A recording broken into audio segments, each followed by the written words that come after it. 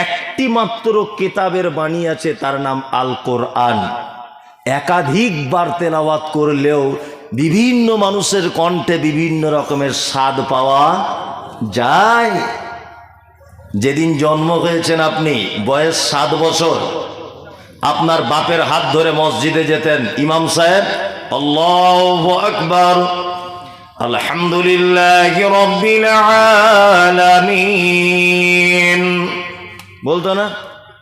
আজ আপনার 60 বছর বয়স, সে একই সূরা চলছে না? মনে মনে ভাবছেন মনে হয় আমাদের এই মুর্শিদাবাদে এই সূরাটা দিয়ে নামাজ চলে। তো দিল্লি যাই, দিল্লি জামে মসজিদে যান, একই। যারা মক্কা মদিনায় কাজ করতে গেছেন, নামাজ শুরু করে কি বলে? আলহামদুলিল্লাহ রাব্বিল আলামিন বলে কি বলে না? বলে। কোনোদিন কেউ বিরক্ত হয়ে বলেছে একটু কুলহ দিয়ে শুরু করো? আর কতদিন ফাতেহা দিয়ে চলবে? বলে না, কারো করার ক্ষমতা নেই। ফাতেহা এইটা যদি আলোচনা আমি করি, আমার টোটাল টাইম যদি 2 ঘন্টা হয়, 3টে আয়াত হবে, খুব জোর যদি হয় 2 থেকে 3টে। আপনি একটা একটা করে এবার শুনতে থাকুন, কেউ ব্যস্ত করিয়েন না এদিকে। হ্যাঁ, সবাই এদিকে অ্যাক্টিভ হয়ে থাকুন।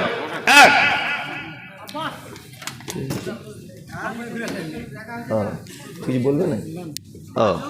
ফাতিহা আলহামদুলিল্লাহ পবিত্র আল কোরআনে সর্বপ্রথম অবতীর্ণ হয়েছে কোন আয়াত, কোন সূরার জানা আছে? কারা? কি? সূরা আলাকের প্রথম 5 আয়াত। ইকরা বিইসমি রাব্বিকাল্লাযী খলাক, 5টি আয়াত অবতীর্ণ হয়েছে। নাম্বার 2, আর একটা প্রশ্ন আপনাকে করছি। আমি কিন্তু অল্প জ্ঞানের লোক, খুব অল্প সামান্য জ্ঞানের লোক, ওই জ্ঞানগুলোই বারবার নাড়াচাড়া করছি। পবিত্র আল কোরআনের একটি ছোট্ট সূরা আছে, যে সূরাটি 3 বার তেলাওয়াত করলে, পরিপূর্ণ কোরআন একবার তেলাওয়াত করলে যত নেকি হয়, তখন নাকি তার আমলনামাতে দেওয়া হয়। কোন সূরা? ইখলাস। আপনারা তো ভালো টনটনে জ্ঞান আপনাদের, আলহামদুলিল্লাহ।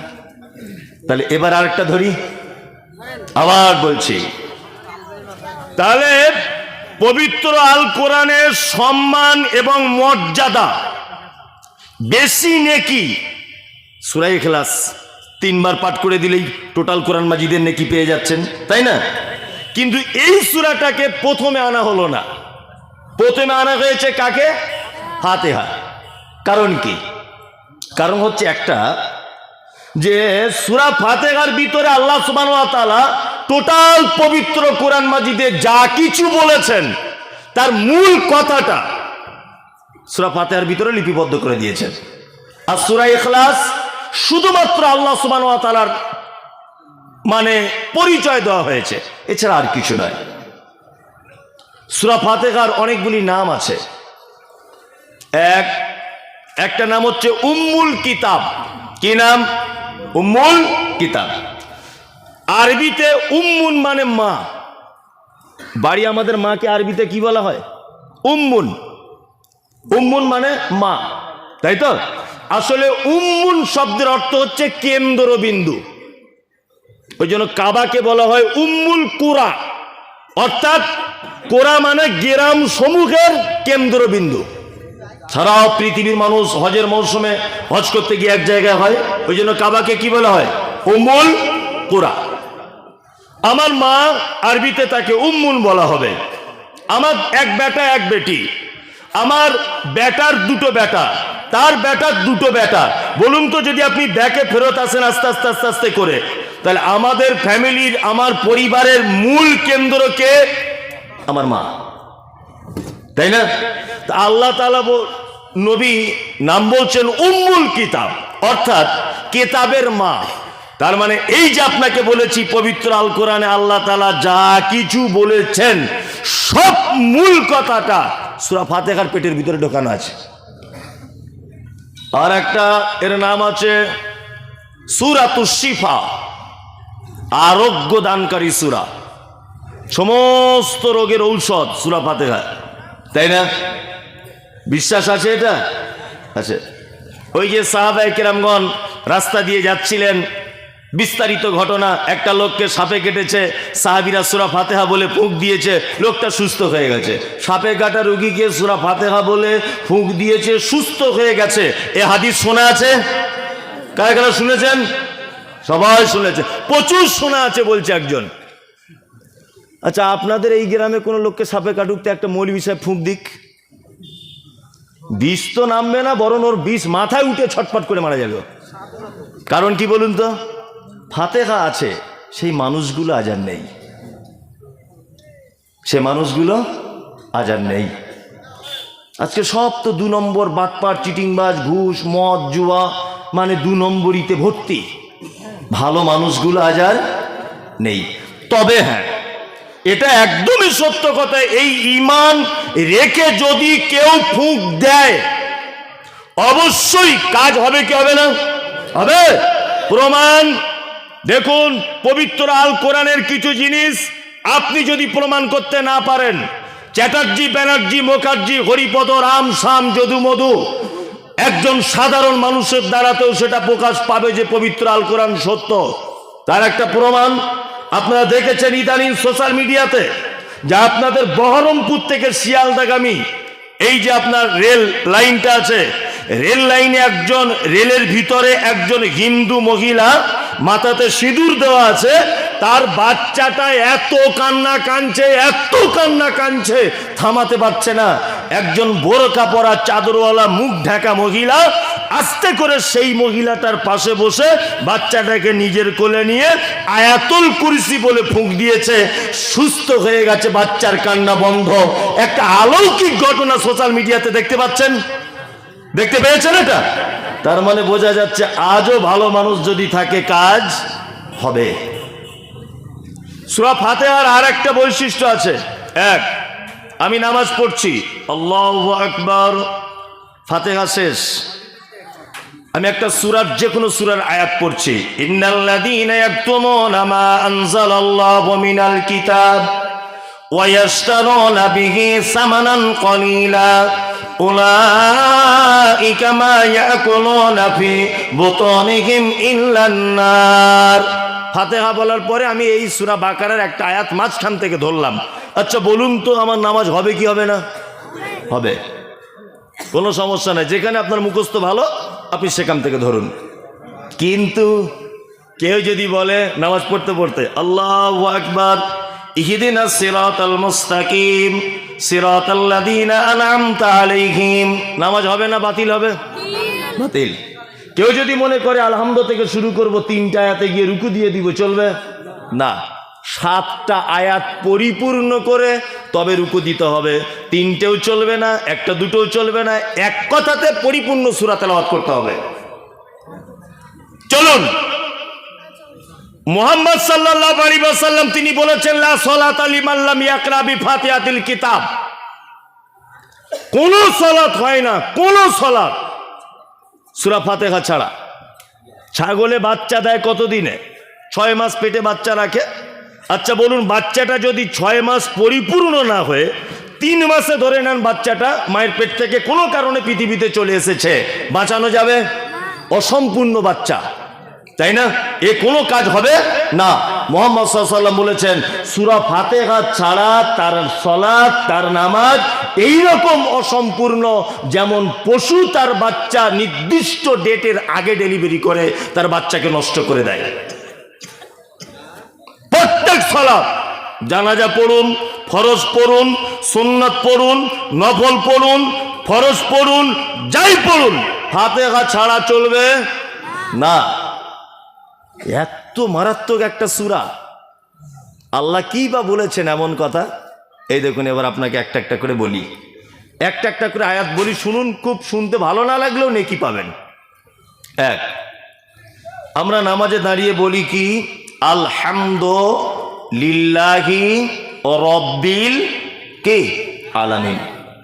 আলহামদুলিল্লাহ বাংলা মানে সমস্ত প্রশংসা তোমার জন্যে।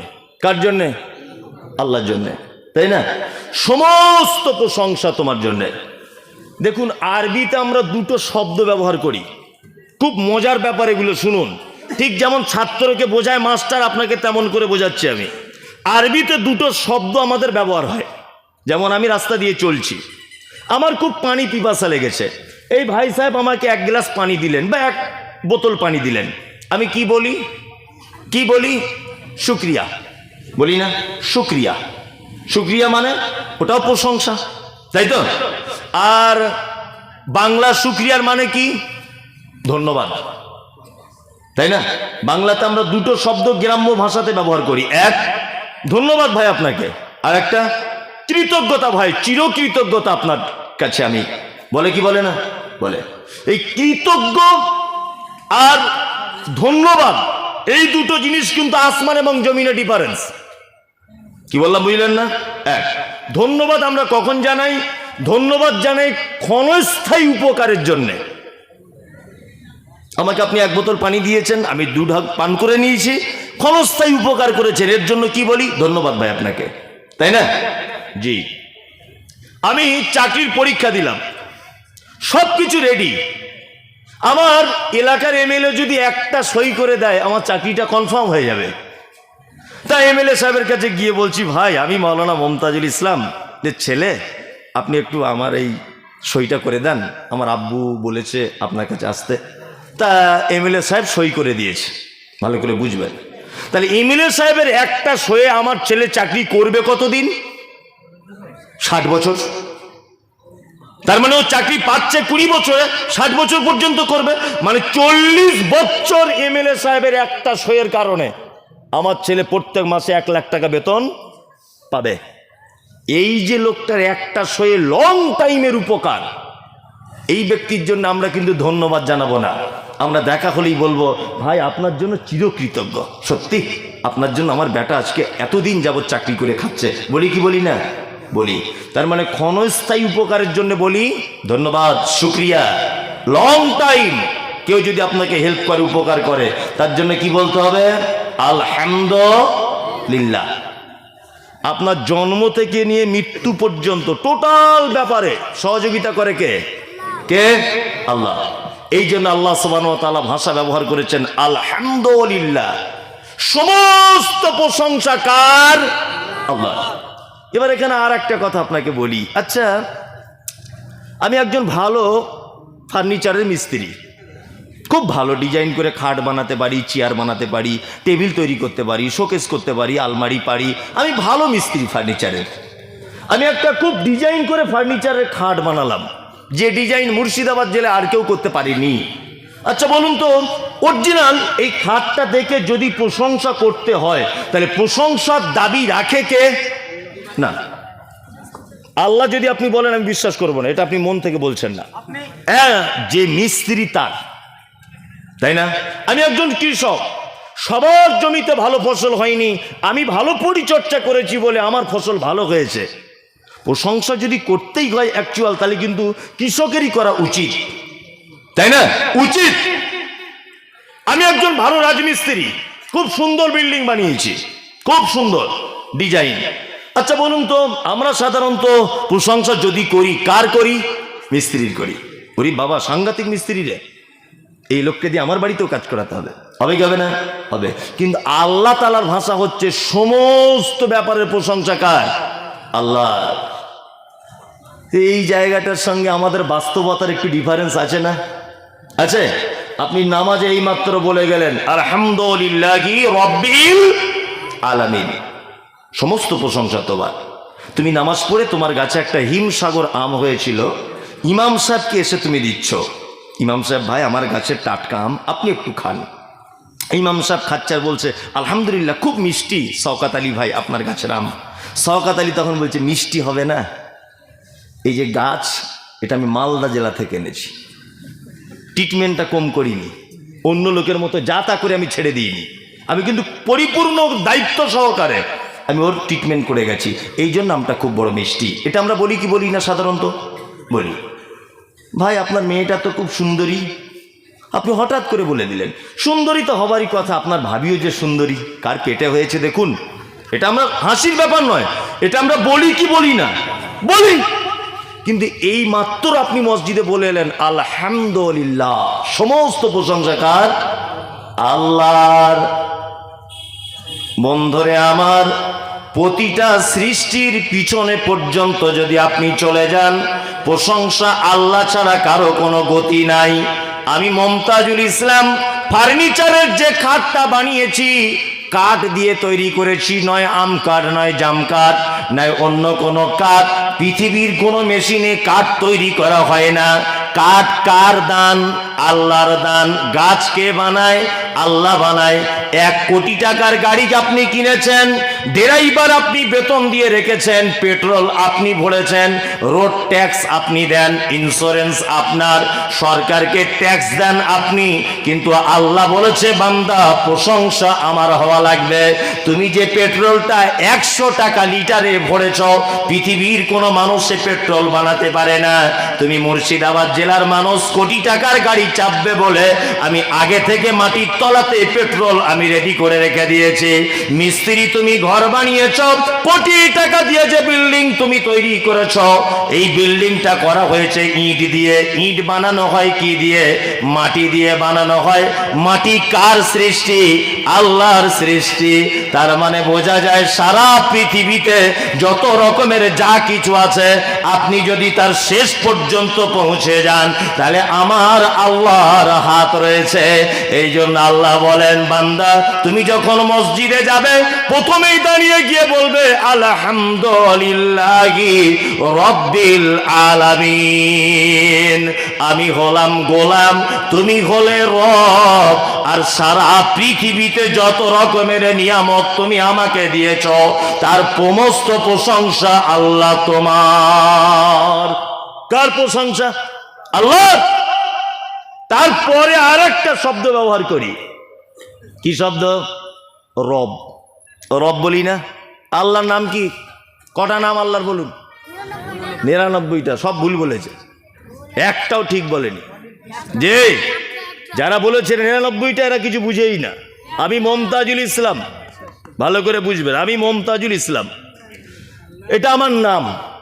আমি বক্তা, এটা আমার কি নাম না গুণ? গুণ, তাই তো? হ্যাঁ, আমি মমতাজুল ইসলাম, আমি ডাক্তার, এটা আমার নাম না গুণ? গুণ। আম, এটার নাম কি? এটার নাম ন্যাংরাম। আম ন্যাংরা, এটা তার নাম। খুব মিষ্টি, এটা তার গুণ। আল্লাহর নাম একটাই, তার নাম আল্লাহ। বাকি যেগুলো আছে রহমান, রহিম, ওয়াহাব, সত্তার, গফফার, কাহার, এইগুলো যা আছে এগুলো আল্লাহ সুবহানাহু ওয়া তাআলার গুণ। রহমান মানে দয়ালু, রহিম অতীব দয়ালু, কাহার খুব ক্ষমতাশীল, আজিজ খুব ক্ষমতাবান, এগুলো তার কি? গুণ। এবার একটা কথা বলি, যারা কায়দা বই পড়েছেন ছোটবেলা মক্তবে, ইয়া আল্লাহ, ইয়া রহমান, ইয়া রহিম, ইয়া মালিক, ইয়া কুদ্দুস, ইয়া সালাম, ইয়া মুমিন, ইয়া মুহাইমিন, ইয়া আজিজ, ইয়া জব্বার, এই যে 99টা নাম, এর ভিতরে ইয়া রব্ব আছে? আছে? নাই, রব নাম নাই। আল্লাহ 99টা নামের ভিতরে রব আছে? নাই।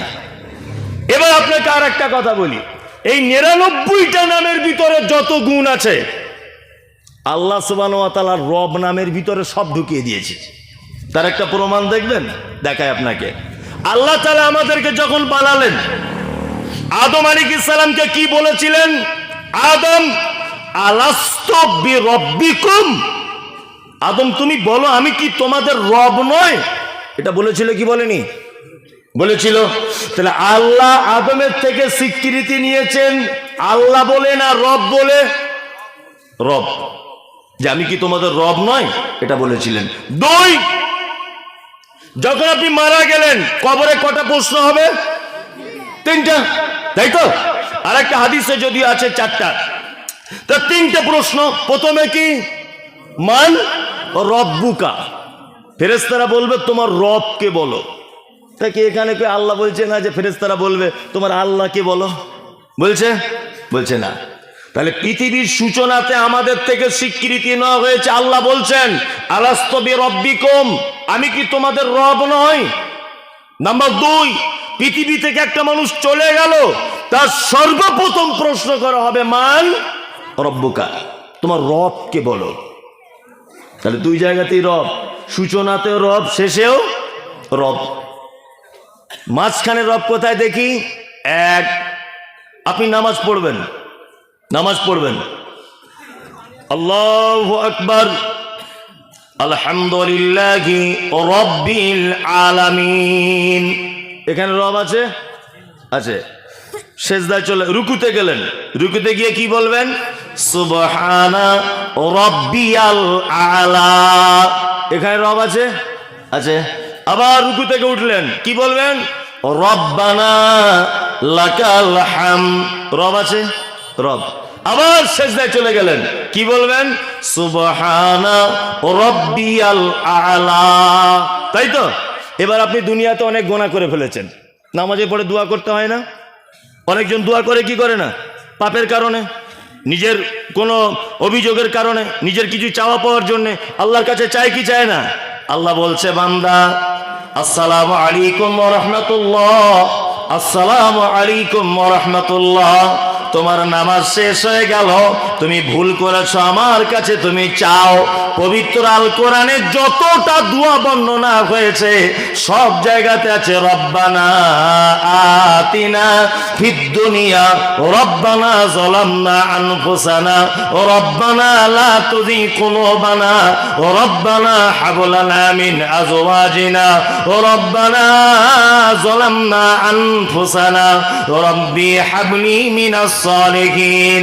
যত রকমের অভিযোগ আপনার আছে, আপনি যখন আল্লাহকে ডাকবেন প্রত্যেকবারে আপনাকে দুয়ার মাঝখানে বলা লাগবে ও রব্বানা রব্বানা রব্বানা, বলা লাগবে কি রাখবে না?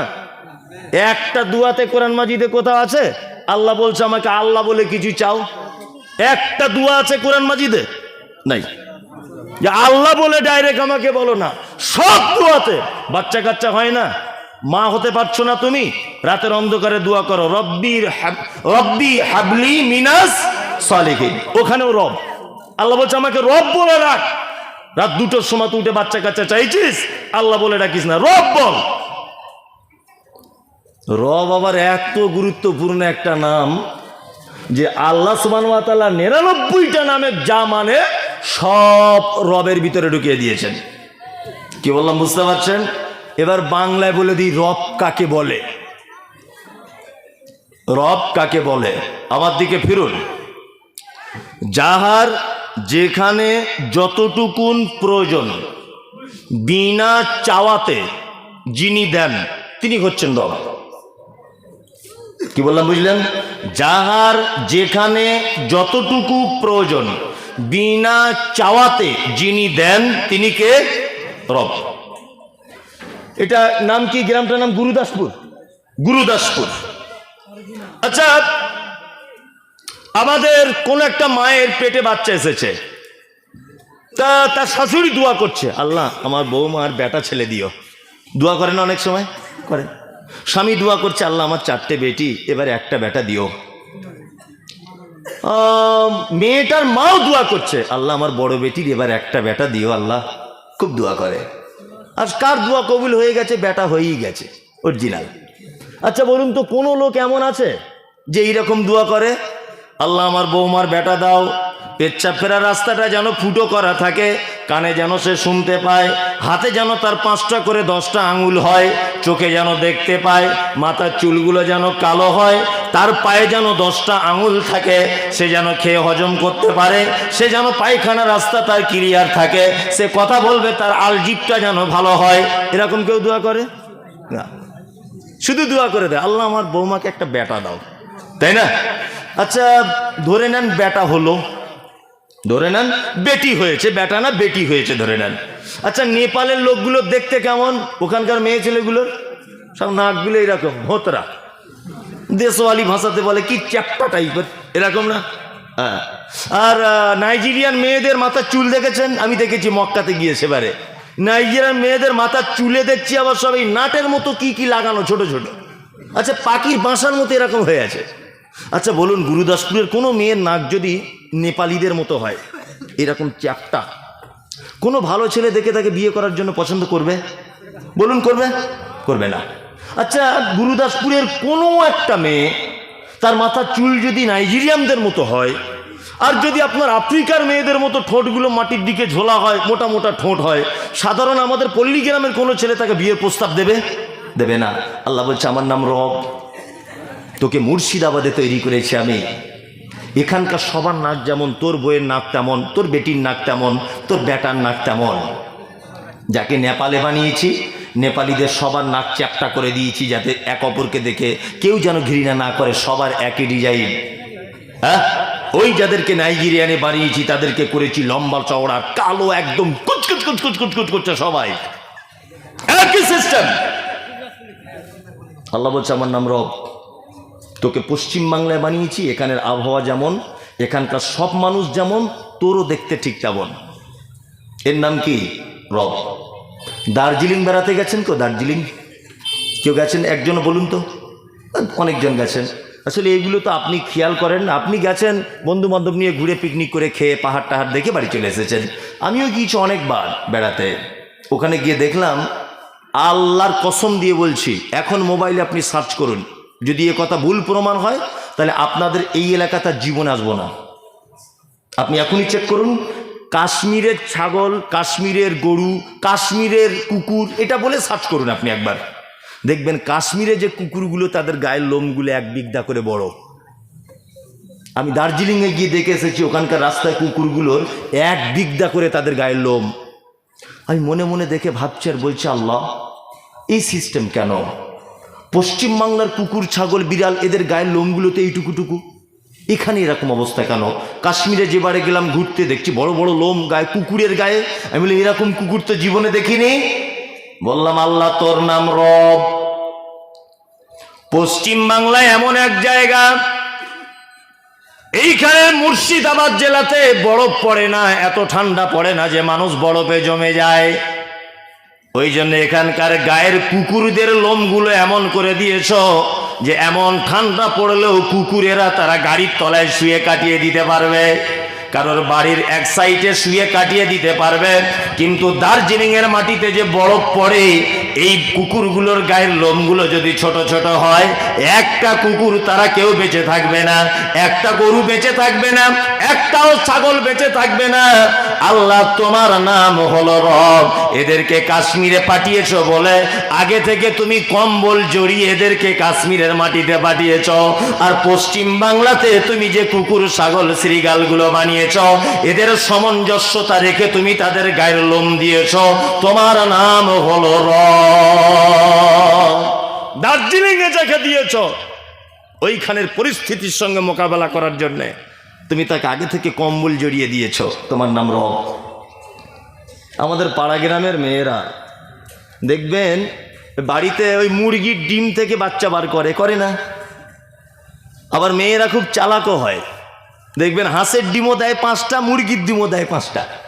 হাঁসেরও বাচ্চা তুলে নেয় মুরগির বাজুর তলা থেকে, তুলে নেয় না? তুলে নেয়। তা ধরে নেন একটা পাড়ার মেয়ে 10টা ডিম দিয়েছে মুরগির বাজুর তলাতে। গরমে গরমে আস্তে আস্তে মুরগির ডিমের 18 দিন হলে বাচ্চা হয়, আর হাঁসের ডিমের 21 দিন থেকে 28 দিন পর্যন্ত টাইম লাগে। যুক্তি তর্কের খাতিরে বোঝানোর জন্য ধরে নেন একই দিনে হাঁসের আর মুরগির একই দিনে বাচ্চা হয়েছে। মুরগির পিছনে পিছনে ঘুরছে, হাঁসের বাচ্চা দেখবেন আস্তে আস্তে আস্তে আস্তে টুক করে পানিতে লাফ দিয়ে দিয়েছে, পুকুরে লাফ দিয়েছে বলে আপনি কোনোদিন দেখেছেন যে একসঙ্গে ছিল বলে মুরগির বাচ্চাগুলো লাফ দিয়ে দিয়েছে?